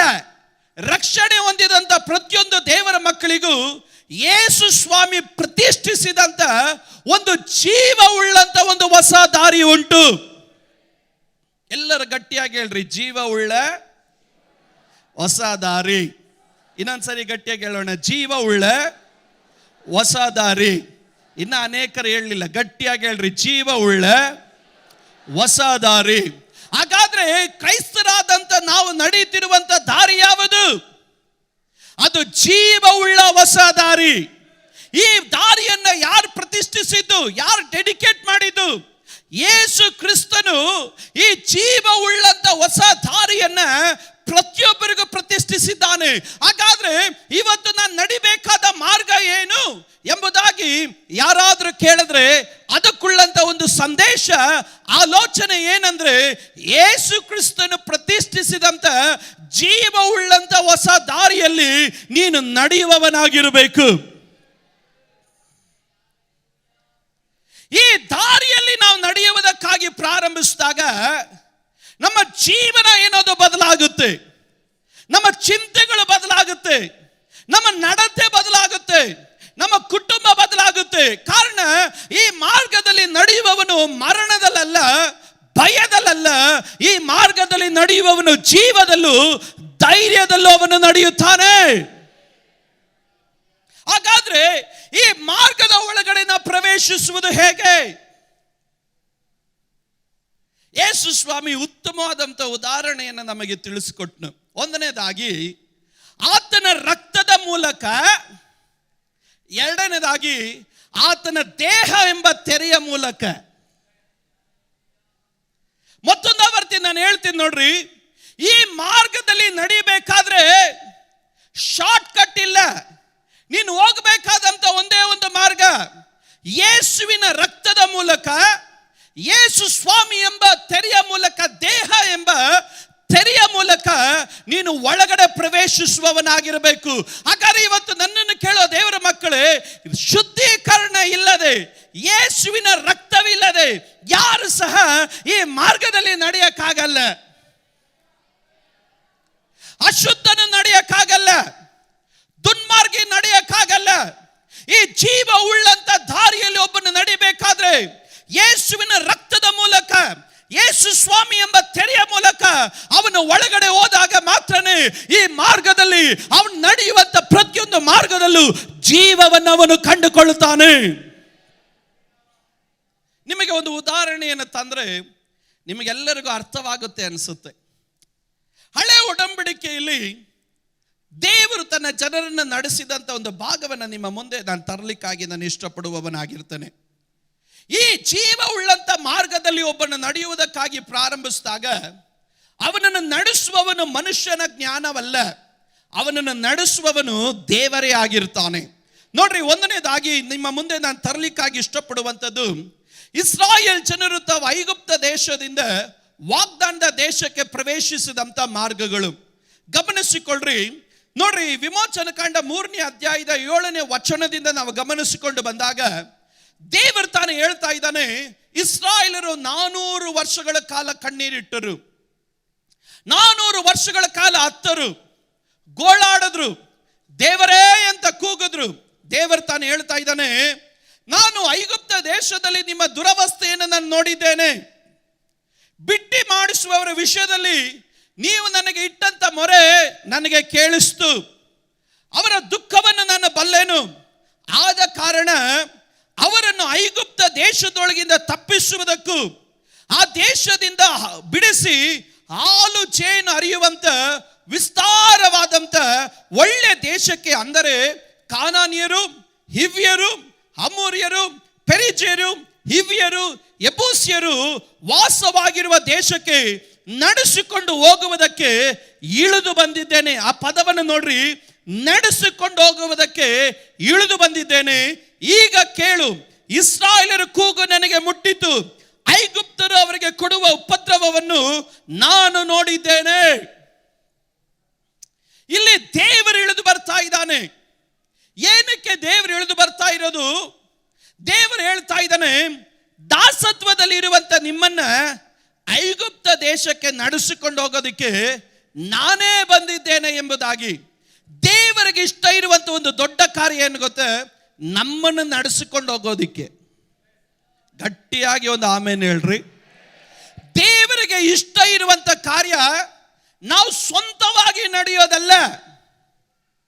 ದೇವರಿಗೆ ಇಷ್ಟ ಇರುವಂತ ಕಾರ್ಯ ನಮ್ಮನ್ನ ದೇವರು ನಡೆಸಿಕೊಂಡು ಹೋಗುವುದಕ್ಕೆ ದೇವರು ತಾನು ಇಷ್ಟಪಡ್ತಾನೆ. ಬೈಬಲ್ ಅಲ್ಲಿ ನನಗೆ ಬಹಳ ಸಂತೋಷ ಕೊಟ್ಟ ಕಾರ್ಯ ಯಾವ ರೀತಿ ದೇವರು ಇಷ್ಟಪಟ್ಟ ಅಂದ್ರೆ, ಬೈಬಲ್ ಹೇಳ್ತದೆ, ಐಗುಪ್ತರು ನಿಮಗೆ ಕೊಟ್ಟಂತ ಉಪದ್ರವವನ್ನು ನಾನು ನೋಡಿದ್ದೇನೆ ಅಂತ. ಆ ಪದಕ್ಕಾಗಿ ನಾನು ದೇವರಿಗೆ ಸ್ತೋತ್ರ ಹೇಳ್ತೇನೆ. ದೇವರು ನಡೆಸಿಕೊಂಡು ಹೋಗೋದಕ್ಕಾಗಿ ಪ್ರಾರಂಭಿಸಿದಾಗ ನಿನ್ನನ್ನು ಉಪದ್ರವ ಪಡಿಸಿದವನನ್ನ ದೇವರು ಉಪದ್ರವ ಪಡಿಸ್ತಾನೆ. ದೇವರು ನಡೆಸಿಕೊಂಡು ಹೋಗುವಂತ ವಿಶೇಷತೆ ಏನು ಎಂಬುದಾಗಿ ಗಮನಿಸಿದಾಗ ಅದರ ಮೊದಲೇ ಅಂಶ ಏನಂದ್ರೆ, ನಿನ್ನನ್ನ ಅನೇಕ ವರ್ಷಗಳಿಂದ ನಿನ್ನನ್ನು ಉಪದ್ರವ ಪಡಿಸ್ದ, ಬಿಟ್ಟಿ ಕೆಲಸ ಮಾಡಿಸ್ದ, ನೀನು ದುಡ್ದು ತಕ್ಕಂತೆ ವರಮಾನ ಕೊಡ್ಲಿಲ್ಲ, ನಿನ್ ತಲೆ ತಕ್ಕಂತೆ ಮಾಡ್ದ. ಆದ್ರೆ ದೇವರು ಯಾವಾಗ ಈ ಜೀವ ಉಳ್ಳಂತ ಮಾರ್ಗದಲ್ಲಿ ನಿನ್ನನ್ನು ನಡೆಸುವುದಕ್ಕಾಗಿ ದೇವರು ಬಯಸ್ತಾನೋ, ದೇವರು ಮಾಡುವಂತ ಕಾರ್ಯ ನಿನ್ನನ್ನು ಉಪದ್ರವ ಪಡಿಸಿದವರನ್ನ ಮೊದಲು ದೇವರು ಉಪದ್ರವ ಪಡಿಸ್ತಾನೆ. ಒಂದು ಪ್ರವಾದನೆ ಶಬ್ದ ನಾನು ಹೇಳಿ ಮುಂದಕ್ಕೆ ಹೋಗ್ತೀನಿ. ಈ ತಲೆಮಾರಿನಲ್ಲಿ ದೇವರು ಸಭೆಗಳನ್ನ ದೇವರು ನಡೆಸ್ತಾನೆ. ಈ ತಲೆಮಾರುಗಳಲ್ಲಿ ದೇವರು ಸೇವಕರುಗಳನ್ನ ನಡೆಸ್ತಾನೆ. ಈ ತಲೆಮಾರಿನಲ್ಲಿ ದೇವರು ಉಜ್ಜೀವನ ಕಾರ್ಯಗಳನ್ನು ದೇವರು ನಡೆಸ್ತಾನೆ. ಸಭೆಯನ್ನ, ಸೇವಕರನ್ನ ಉಪದ್ರವ ಪಡಿಸಿದವರನ್ನ ದೇವರು ಉಪದ್ರವ ಪಡಿಸದೆ ದೇವರು ಬಿಡೋದಿಲ್ಲ.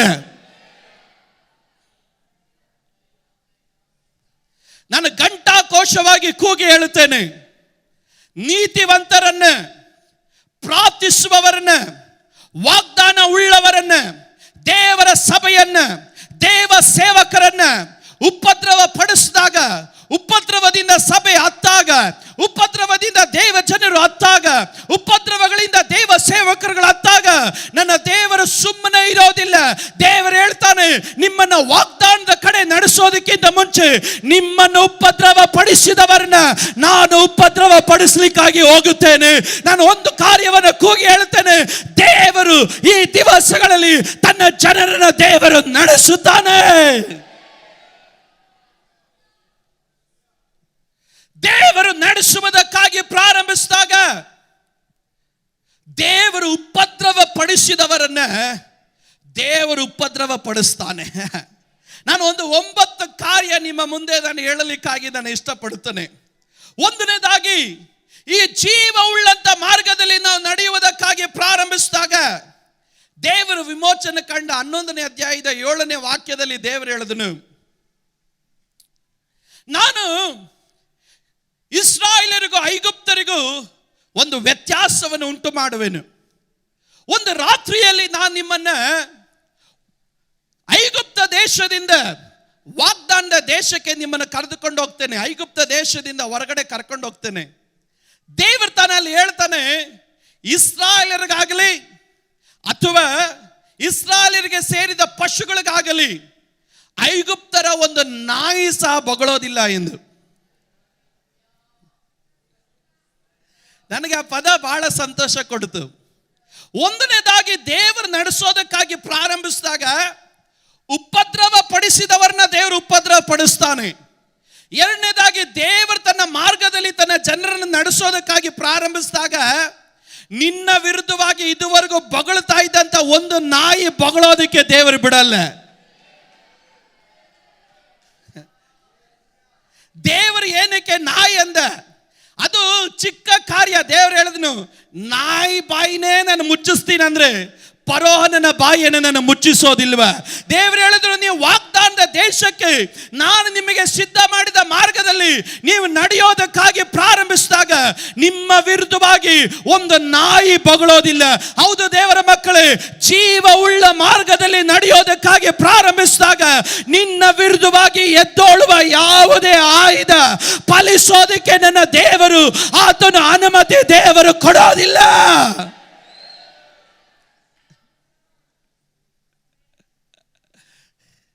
ಇದುವರೆಗೂ ನೀನು ಕೆಲಸಕ್ಕೆ ಹೋಗ್ಬೇಕಾದ್ರೆ ಒಂದು ನಾಯಿ ಬೊಗಳ್ತಾ ಇತ್ತು.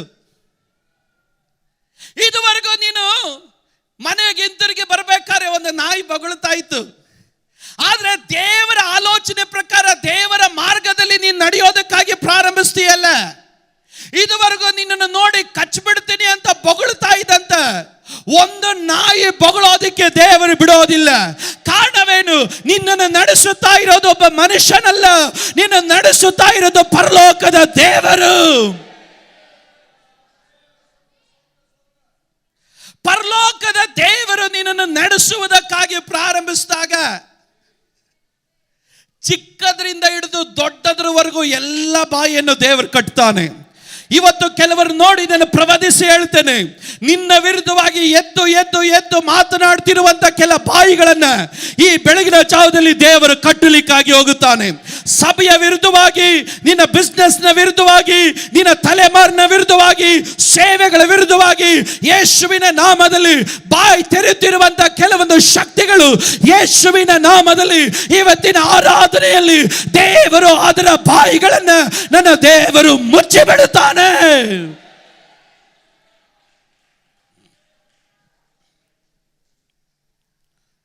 ವಿಮೋಚನ ಕಾಂಡ 12ನೇ ಅಧ್ಯಾಯದ 7ನೇ ವಾಕ್ಯ, ಅಲ್ಲಿ ದೇವರ ವಾಕ್ಯ ಹೇಳ್ತದೆ, ಈ ಮಾರ್ಗದಲ್ಲಿ ನೀನು ನಡೆಯುವುದಕ್ಕಾಗಿ ಪ್ರವೇಶಿಸಿದಾಗ ನಿನಗೆ ಸುರಕ್ಷತೆ ಇರುತ್ತೆ. ಆ ಪದಕ್ಕಾಗಿ ನಾನು ದೇವರಿಗೆ ಸ್ತೋತ್ರ ಹೇಳ್ತೇನೆ. ದೇವರು ತಾನು ಹೇಳಿದನು, ನೀವು ಯಾತ್ರೆ ಮಾಡೋದಕ್ಕಿಂತ ಮುಂಚೆ ನಿಮ್ಮ ಬಾಗಿಲಿನ ನಿಲುವು ಪಟ್ಟಿಗೂ ನಿಮ್ಮ ಮೇಲಿನ ಪಟ್ಟಿಗೂ ಯಜ್ಞದ ಕುರಿಯ ರಕ್ತವನ್ನು ಹಾಕ್ರಿ. ಸಮಾರ ದೂತನ ದೇಶವನ್ನೆಲ್ಲ ತಿರುಗಾಡ್ತಾನೆ. ಆದ್ರೆ ದೇವರ ವಾಗ್ದಾನದ ದೇಶಕ್ಕೆ ನಡೆಯುವುದಕ್ಕಾಗಿ ಕರೆಯಲ್ಪಟ್ಟಂತ ನಿಮ್ಮನ್ನ, ನಿಮ್ಮ ಕುಟುಂಬವನ್ನ, ನಿಮ್ಮ ಪಶುಗಳನ್ನ ಯಾವ ಸಂಹಾರನ ಮುಟ್ಟೋದಕ್ಕೆ ನನ್ನ ದೇವರ ಅನುಮತಿ ಕೊಡಲ್ಲ. ಕಾರಣ, ಈ ಮಾರ್ಗದಲ್ಲಿ ನಡೆಯುವವನಿಗೆ ಸುರಕ್ಷತೆ ಇದೆ. ಅದರಿಂದಲೇ ದೇವರ ವಾಕ್ಯ ಹೇಳುತ್ತದೆ, ಪರಾತ್ಪರನ ಮೊರೆ ಹೊಕ್ಕಿರುವವನು ಸರ್ವಶಕ್ತನ ಆಶ್ರಯದಲ್ಲಿ ಅವನು ಸುರಕ್ಷಿತನಾಗಿರುತ್ತಾನೆ. ಹಗಲಲ್ಲಿ ಹಾರಿ ಬರುವ ಬಾಣ ವಿಪತ್ತಿಗಾಗಲಿ, ಕತ್ತಲಲ್ಲಿ ಸಂಚರಿಸುವ ವಿಪತ್ತಿಗಾಗಲಿ ನೀನು ಅಂಜಬೇಕಾದದಿಲ್ಲ. ಕಾರಣ, ನಿನ್ನ ಮಕ್ಕಳಲ್ಲಿ 1000 ಜನ ಬಿದ್ರು, ನಿನ್ನ ಬಲಗಡೆಯಲ್ಲಿ 10,000 ಜನ ಬಿದ್ರು, ಯಾವ ಕೇಡು ನಿನಗೆ ಸಂಭವಿಸೋದಿಲ್ಲ. ಉಪದ್ರವ ನಿನ್ನ ಗುಡಾರದ ಸಮೀಪಕ್ಕೆ ಬರೋದಿಲ್ಲ. ಕಾರಣ, ಈ ಮಾರ್ಗದಲ್ಲಿ ನಡೆಯುವವನಿಗೆ ಸುರಕ್ಷತೆ ಇದೆ. ಕೈಗಳತ್ತೆ ಗಟ್ಟಿಯಾಗಿ ಹೇಳೋಣ, ಹಲ್ಲೆಲೂಯಾ. ಯಾವ ರೋಗವಾಗಲಿ, ಯಾವ ನಷ್ಟವಾಗಲಿ, ಯಾವ ಬಾಧೆಯಾಗಲಿ, ಯಾವ ಹೋರಾಟಗಳಾಗಲಿ, ನಿನ್ನನ್ನಾಗಲಿ ನಿನ್ನ ಕುಟುಂಬವನ್ನಾಗಲಿ ಈ ಕರ್ತನ ಮಾರ್ಗದಲ್ಲಿ ನಡೆಯುವುದಕ್ಕಾಗಿ ನೀನು ಪ್ರಾರಂಭಿಸಿದಾಗ ಅದು ನಿನ್ನನ್ನು ಮುಟ್ಟೋದಕ್ಕೆ ಸಾಧ್ಯವೇ ಇಲ್ಲ. ಮೂರನೇದಾಗಿ ವಿಮೋಚನ ಕಾಂಡ 12:11 ಹೇಳುತ್ತದೆ, ಈ ಮಾರ್ಗದಲ್ಲಿ ನಡೆದಾಗ ಈ ಮಾರ್ಗ ನಿನ್ನನ್ನು ಸಿದ್ಧಪಡಿಸುವ ಮಾರ್ಗ. ನನಗೆ ಆ ಪದ ಬಹಳ ಸಂತೋಷ ಕೊಡ್ತು. ದೇವರು ತಾನು ಹೇಳಿದನು, ನೀವು ಹೋಗ್ರಿ, ನೀವು ವಾಗ್ದಾನದ ದೇಶಕ್ಕೆ ಹೋಗೋಕ್ಕಿಂತ ಮುಂಚೆ ನೀವು ಏನು ಮಾಡ್ಬೇಕು ಗೊತ್ತಾ? ನಡುಕಟ್ಟನ್ನು ಕಟ್ಕೊಳ್ರಿ, ಕೈಯಲ್ಲಿ ಕೋಲನ್ನು ಹಿಡ್ಕೊಳ್ರಿ, ನಿಮ್ಮ ಕೆರಗಳನ್ನು ಮೆಟ್ಟಿ ನೀ ಪಸ್ಕ ಹಬ್ಬವನ್ನು ಆಚರಿಸಬೇಕು. ಒಬ್ಬನು ದೇವರ ಮಾರ್ಗದಲ್ಲಿ ನಡೆದಾಗ ದೇವರವನನ್ನು ಸಿದ್ಧಪಡಿಸ್ತಾನೆ.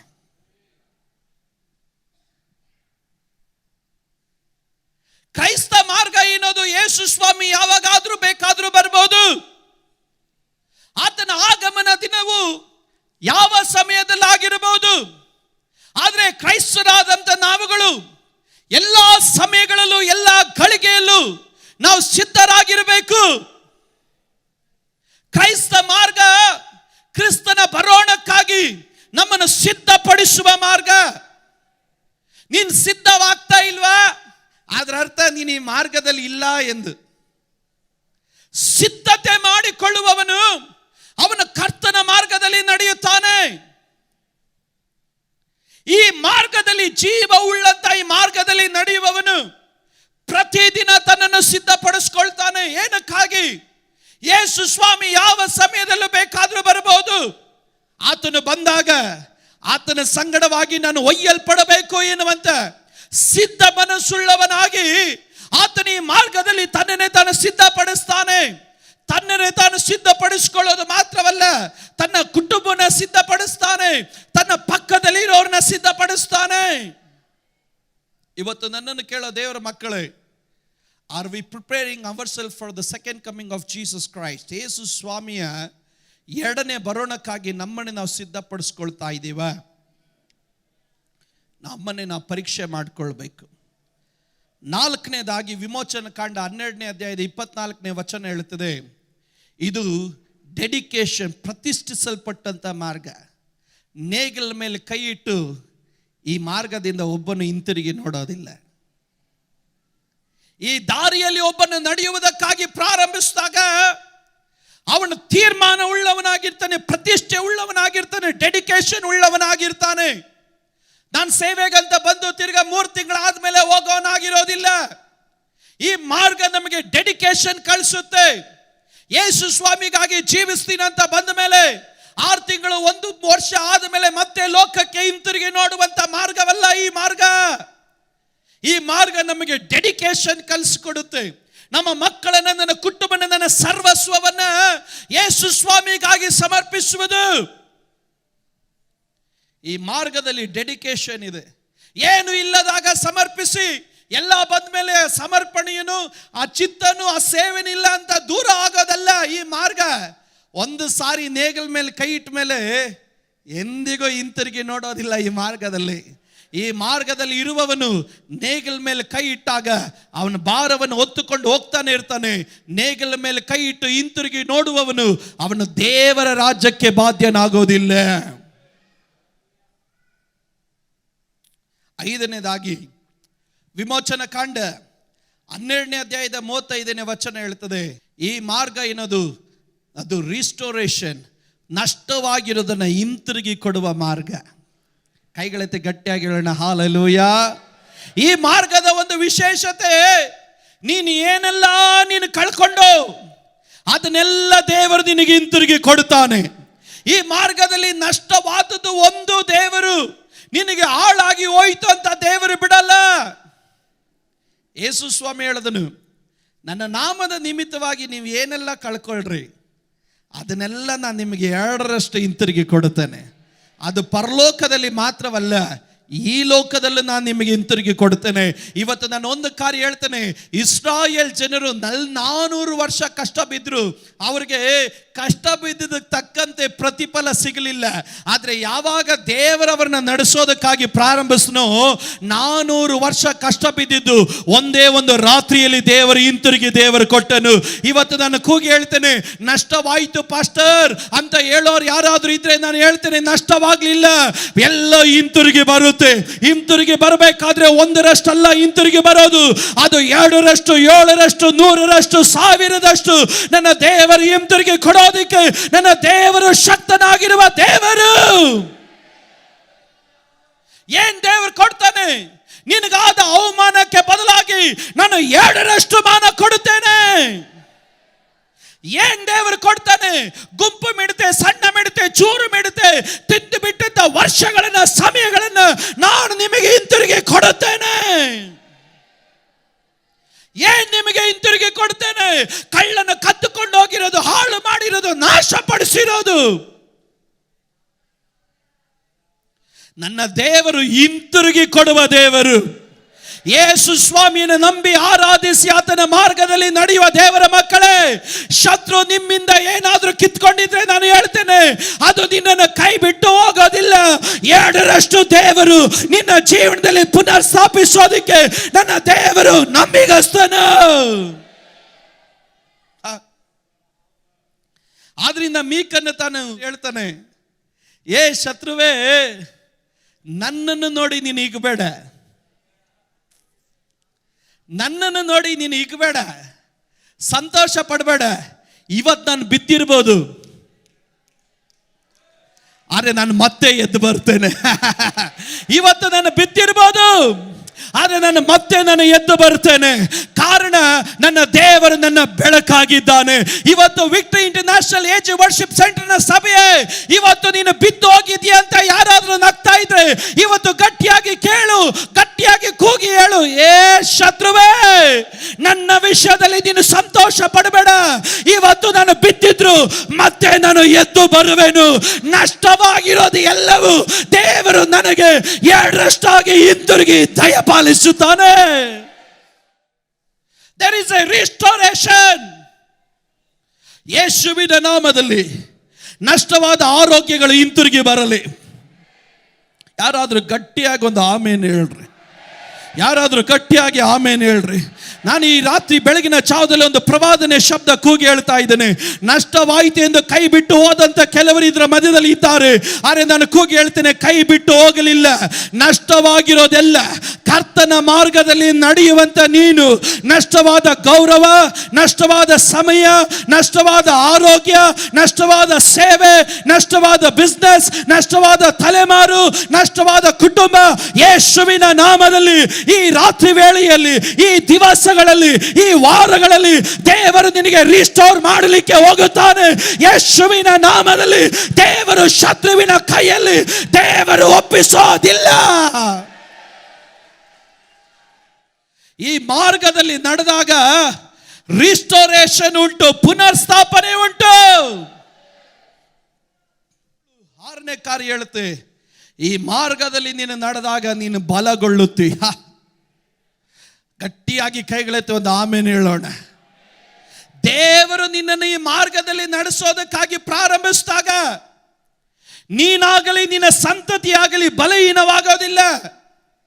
ನೀತಿವಂತನ ಸಂತತಿ ಬಲಿಷ್ಠವಾಗುತ್ತೆ ಎಂದು 112ನೇ ಕೀರ್ತನೆ ಹೇಳುತ್ತೆ. ದೇವರ ಮಾರ್ಗದಲ್ಲಿ ನಡೆಯುವವನು ಬಲಗೊಳ್ಳುತ್ತಾ ಇರ್ತಾನೆ. ಅವನ ಕುಟುಂಬ ಬಲಗೊಳ್ಳುತ್ತೆ, ಅವನ ಸಂತತಿಗಳು ಬಲಗೊಳ್ಳುತ್ತೆ. ಆದ್ರಿಂದ ಪೌಲನು ಹೇಳಿದನು, ನನ್ನನ್ನು ಬಲಪಡಿಸುವ ಆತನಲ್ಲಿ ನಿಂತುಕೊಂಡು ನಾನು ಎಲ್ಲದಕ್ಕೂ ನಾನು ಶಕ್ತನು. ದೇವರ ಮಾರ್ಗದಲ್ಲಿ ಒಬ್ಬನ ನಡೆದ್ರೆ ಅವನ ಅಭಿಷೇಕದಲ್ಲಿ ಕೊರತೆ ಉಳ್ಳವನಾಗಿರಲ್ಲ, ಕೃಪಾವರಗಳಲ್ಲಿ ಕೊರತೆ ಉಳ್ಳವನಾಗಿರೋದಿಲ್ಲ.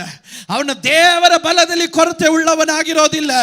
ದೇವರ ಮಾರ್ಗದಲ್ಲಿ ನಡೆಯುವವನು ಅವನು ದೇವರ ಪ್ರಸನ್ನತೆಯಿಂದಲೂ ದೇವರಿಂದಲೂ ಅವನ ಬಲಿಷ್ಠನಾಗಿ ಅವನು ನಡೀತಾ ಇರ್ತಾನೆ. ವಿಮೋಚನ ಕಾಂಡ 14:8 7ನೇ ಕಾರ್ಯ ಹೇಳುತ್ತೆ, ಈ ಮಾರ್ಗದಲ್ಲಿ ನಡೆಯುವವನಿಗೆ ಒಂದು ಅಟ್ಟಹಾಸದ ಒಂದು ಯಾತ್ರೆ ಉಂಟು. ದೇವರ ಮಾರ್ಗದಲ್ಲಿ ನಡೆಯುವವನಿಗೆ ಯಾವಾಗಲೂ ಒಂದು ಸೆಲೆಬ್ರೇಷನ್ ಉಂಟು. ಇಸ್ರಾಯೇಲರು ಇಷ್ಟು ದಿನ ಐಗುಪ್ತ ದೇಶದಲ್ಲಿ ನಡಿಬೇಕಾದ್ರೆ ತಲೆ ತಗ್ಗಿ ನಡೀತಾ ಇದ್ರು. ಆದರೆ ಯಾವಾಗ ದೇವರವರನ್ನ ನಡೆಸೋದಕ್ಕಾಗಿ ಪ್ರಾರಂಭಿಸ್ತನೋ ರಾಜ್ಯ ಗಂಭೀರದಲ್ಲಿ ಅಟ್ಟಹಾಸದಲ್ಲಿ ಅವರು ನಡೆಯೋದಕ್ಕಾಗಿ ಪ್ರಾರಂಭಿಸಿದ್ರು. ಇವತ್ತು ದೇವರ ಮಕ್ಕಳೇ, ಕರ್ತನು ನಿನ್ನನ್ನು ನಡೆಸೋದಕ್ಕಾಗಿ ಪ್ರಾರಂಭಿಸಿದಾಗ ನಿನ್ನ ಬಾಯಿಯಲ್ಲಿ ಯಾವಾಗಲೂ ಸ್ತೋತ್ರ ಇರುತ್ತೆ. ಗಟ್ಟಿಯಾಗಿ ಒಂದು ಆಮೇನ್ ಹೇಳ್ರಿ. ದೇವರು ನಿನ್ನನ್ನು ನಡೆಸೋದಕ್ಕಾಗಿ ಪ್ರಾರಂಭಿಸಿದಾಗ ನೀನು ಸಂತೋಷವುಳ್ಳವನಾಗಿ ಅಟ್ಟಹಾಸದಿಂದ ನಗು ನಗುತ್ತ ಜಯಘೋಷದೊಟ್ಟಿಗೆ ಪ್ರತಿದಿನ ನೀನು ನಡೀತೀಯ ಹೊರತು ನಿನ್ನ ತಲೆ ಒಂದು ದಿವಸ ತಗ್ಗೋದಿಲ್ಲ.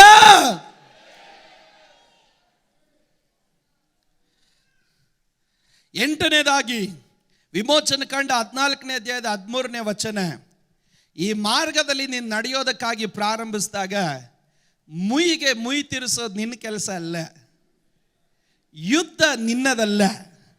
ಈ ಮಾರ್ಗದಲ್ಲಿ ನಡೆದಾಗ ಮುಯಿಗೆ ಮುಯಿ ದೇವರು ತೀರಿಸ್ತಾನೆ. ಈ ಮಾರ್ಗದಲ್ಲಿ ನಡೆದಾಗ ಯುದ್ಧ ನಿನ್ನದಲ್ಲ, ಯುದ್ಧ ಯೆಹೋವನದು. ಯಾರು ಕರ್ತನ ಮಾರ್ಗದಲ್ಲಿ ನಡೀತಾರೋ ನೀನು ಯುದ್ಧ ಮಾಡೋ ಅವಶ್ಯಕತೆ ಇಲ್ಲ. ರೋಮಪುರದವರಿಗೆ ಬರೆದ ಪತ್ರಿಕೆ 12ನೇ ಅಧ್ಯಾಯದ ಪ್ರಕಾರ ಮುಯಿಗೆ ಮುಯಿ ತೀರಿಸೋದು ನಿಮ್ಮ ಕೆಲಸ ಅಲ್ಲ, ಅದನ್ನು ಬಿಟ್ಟು ಕರ್ತನಿಗೆ ಒಪ್ಪಿಸ್ರಿ. ಇವತ್ತು ಅನೇಕ ಚಿಂತೆ ಮಾಡ್ತಾರೆ, ಕ್ರೈಸ್ತರು ದೇವರ ಮಕ್ಕಳಿಗೆ ಏನು ಇಲ್ಲ ಎಂದು. ನೋಡೋದಕ್ಕೆ ಸಾಧು ಜನಗಳಾಗಿ ಕಾಣಬಹುದು, ನಿಮ್ಮದು ಹೇಳ್ಕೊಳ್ಳೋದಕ್ಕೆ ದೊಡ್ಡ ಹಿನ್ನೆಲೆ ಇಲ್ಲದಿರಬಹುದು. ಆದ್ರೆ ನೀ ದೇವರ ಮಾರ್ಗದಲ್ಲಿ ನಡೆದ್ರೆ ಯುದ್ಧ ನಿನ್ನದಲ್ಲ, ಯುದ್ಧ ನಿನ್ನದಲ್ಲ. ನಿನಗಾಗಿ ಯುದ್ಧ ಮಾಡೋದಕ್ಕಿಡೀ ಪರಲೋಕವೇ ನಿಲ್ಲುತ್ತದೆ. ಈ ಕ್ರೈಸ್ತ ಮಾರ್ಗ ಏನದು ಶಪಿಸೋರಿಗೆ ಶಾಪ ಹೇಳೋದಲ್ಲ, ಮುಯಿ ತೀರಿಸೋರಿಗೆ ಮುಯಿ ಮಾಡೋದಲ್ಲ. ಇವತ್ತು ದೇವರ ಮಕ್ಕಳೇ, ಕ್ರೈಸ್ತ ಮಾರ್ಗ ಏನದು ಸುಮ್ಮನೆ ನಿಂತುಕೊಂಡು ಪ್ರಾರ್ಥನೆಯಲ್ಲಿ ಸ್ತೋತ್ರದೊಟ್ಟಿಗೆ ನಿಲ್ತೇವೆ. ಯುದ್ಧ ಕರ್ತನು ನಮಗಾಗಿ ಮಾಡ್ತಾನೆ. ಕರ್ತನು ನಮಗೆ ಯುದ್ಧ ಮಾಡೋಕ್ಕಾಗಿ ಪ್ರಾರಂಭಿಸಿದ್ರೆ ಇದುವರೆಗೂ ಕಂಡಂತ ಐಗುಪ್ತರ ನಿನ್ನ ಮೇಲೆ ಕಾಣೋದಿಲ್ಲ. ಯಾರಾದ್ರೂ ಗಟ್ಟಿಯಾಗಿ ಆಮೇಲೆ ಹೇಳ್ರಿ. ಇವತ್ತು ಯಾರಾದ್ರೂ ಯುದ್ಧ ಮಾಡ್ತಾ ಇದ್ರೆ ಯುದ್ಧ ಆಯುಧನ ಕೆಳಗಡೆ ಇಟ್ಟು ಸ್ತೋತ್ರದ ಆಯುಧಗಳನ್ನು ತೆಗೆದುಕೊಳ್ಳ್ರಿ. ಕಾರಣ ಈ ಕ್ರೈಸ್ತ ಮಾರ್ಗದಲ್ಲಿ ಯುದ್ಧ ನಮಗಿಲ್ಲ. ಜೀವ ಉಳ್ಳಂತ ಮಾರ್ಗದಲ್ಲಿ ನಾವು ಯುದ್ಧ ಮಾಡೋ ಅವಶ್ಯಕತೆ ಇಲ್ಲ. ನಿನ್ನ ಕುಟುಂಬದ ವಿರುದ್ಧವಾಗಿ ಯೇಸು ಸ್ವಾಮಿಗಾಗಿ ನೀನು ನಿಂತ್ಕೊಂಡು, ಕರ್ತನಿಗಾಗಿ ನೀನು ನಿಂತ್ಕೊಂಡು, ನಿನ್ನ ವಿರುದ್ಧವಾಗಿ ಸುಳ್ಳು ಸುಳ್ಳು ಪದಗಳನ್ನು ತಪ್ಪಾಗಿ ನಿನ್ನ ಮೇಲೆ ಹೊರಿಸ್ತಾ ಇದ್ದಾರೆ, ನಿನ್ನ ವಿರುದ್ಧವಾಗಿ ಜಗಳ ಮಾಡ್ತಾ ಇದ್ದಾರೆ, ನಿನ್ನನ್ನು ಕೆಣಕ್ತಾ ಇದ್ದಾರೆ, ನೋಯಿಸ್ತಾ ಇದ್ದಾರೆ. ಆದ್ರೆ ದೇವರ ಮಕ್ಕಳು ನಾವು ಏನ್ ಪಡ್ತೇವೆ? ಸಂತೋಷ ಪಡ್ತೇವೆ, ಸಂತೋಷ ಪಡ್ತೇವೆ, ಸಂತೋಷ ಪಡ್ತೇವೆ. ಕಾರಣ ಯುದ್ಧ ಮಾಡೋದಕ್ಕೆ ನಮಗೆ ಬಲ ಇಲ್ಲ, ಆದ್ರೆ ನಮ್ಮ ಕಣ್ಣುಗಳು ದೇವರನ್ನೇ ನೋಡುತ್ತವೆ. ಯುದ್ಧ ನಮ್ಮದಲ್ಲ, ಯುದ್ಧ ಯೆಹೋವನದು.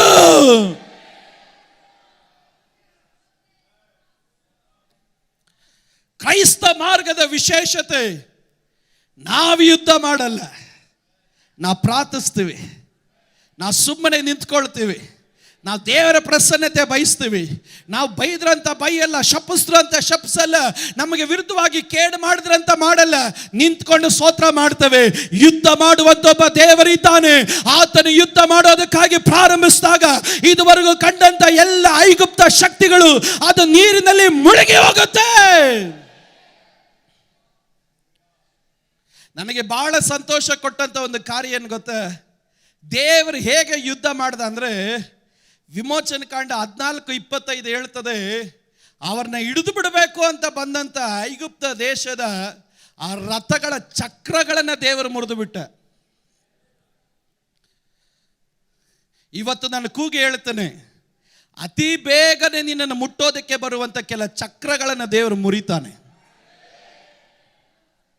ನಿನ್ನನ್ನು ಹಿಡಿದು ಬಿಡ್ತೀನಿ, ನಿನ್ನನ್ನು ಹಾಳು ಮಾಡಿಬಿಡ್ತೀನಿ, ನಿನ್ನನ್ನು ಬೆಳೆಯೋದಕ್ಕೆ ಬಿಡಲ್ಲ, ನಾನು ಯಾರು ಅಂತ ಗೊತ್ತಾ ಅಂತ ಹೇಳಿ ಪ್ರಶ್ನೆ ಮಾಡುತ್ತೆ. ಎದ್ದು ಬರುವಂಥ ಕೆಲ ರಥಗಳು ನಿನ್ನ ವಿರುದ್ಧವಾಗಿದೆ. ಯೇಸುವಿನ ನಾಮದಲ್ಲಿ ಯಾರಾದರೂ ಈ ಪ್ರವಾದನೆಯನ್ನು ಅಂಗೀಕರಿಸಿ ಕೂಗಿ ಹೇಳ್ರಿ, ಕೆಲವೊಂದು ರಥಗಳ ಚಕ್ರಗಳನ್ನು ದೇವರು ಮುರಿತಾನೆ. ಕೆಲವೊಂದು ರಥಗಳ ಚಕ್ರಗಳನ್ನು ದೇವರು ಮುರಿತಾನೆ. ನಿನ್ನ ವಿರುದ್ಧವಾಗಿ ಬಂದಂಥ ಆ ರಥಗಳನ್ನು ದೇವರು ಮುರಿಯೋದಲ್ಲ, ನಿನ್ನನ್ನು ಮುಟ್ಟೋದಿರಲಿ, ನಿನ್ನನ್ನು ನೋಡೋದಕ್ಕಾಗದಂತೆ ದೇವರು ಆ ರಥಗಳ ಶಕ್ತಿಗಳನ್ನು ದೇವರು ಮುರಿದು ಬಿಡುತ್ತಾನೆ.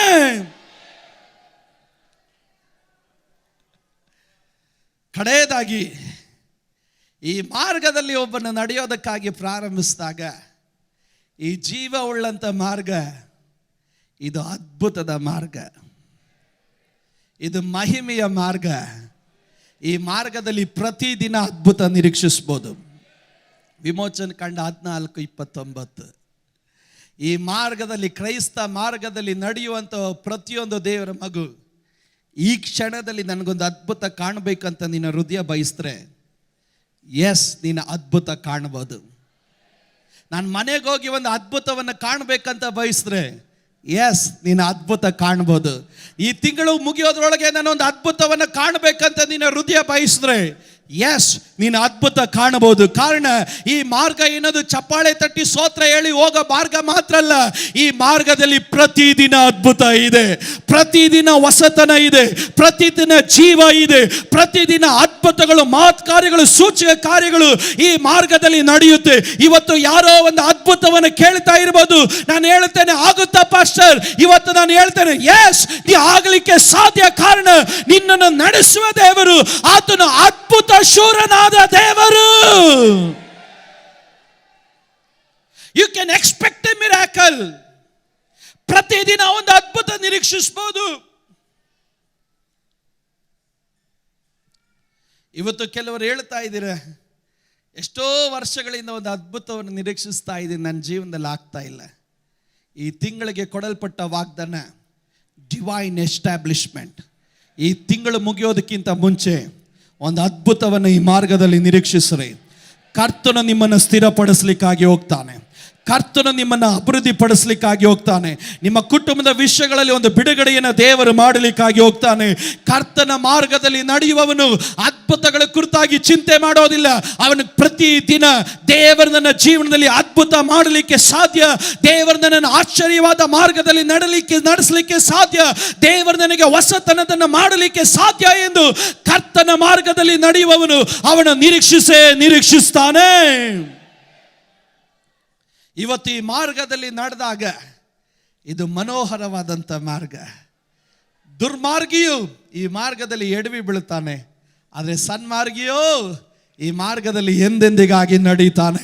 ಇವತ್ತು ಈ ಜೀವ ಉಳ್ಳಂಥ ಮಾರ್ಗದಲ್ಲಿ ನಡೆಯುವುದಕ್ಕಾಗಿ ನಿಮ್ಮನ್ನು ದೇವರು ಕರೆದಿದ್ದಾನೆ ಎಂಬುದನ್ನು ಎಂದಿಗೂ ದೇವರ ಮಕ್ಕಳು ನಾವು ಮರಿಬಾರದು. ನಾವೆಲ್ಲರೂ ಎದ್ದು ನಿಂತ್ಕೊಳ್ಳೋಣ. ಕೈಗಳ ತಟ್ಟಿ ಸೇರಿ ಆಮೆನ್.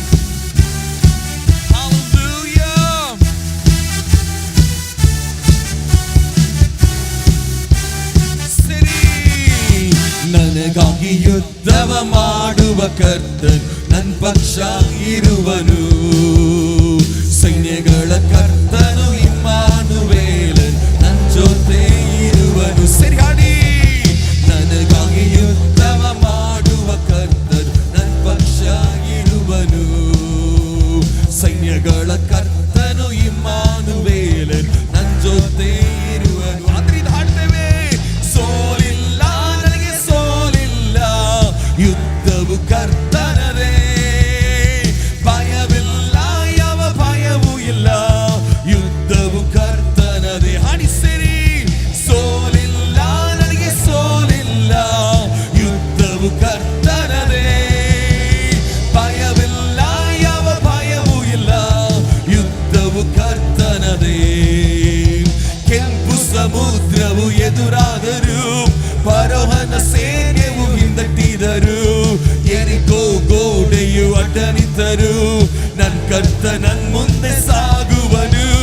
ಕೆಂಪು ಸಮುದ್ರವು ಎದುರಾದರೂ, ಫರೋಹನ ಸೇನೆಯು ಹಿಂದಟ್ಟಿದರು,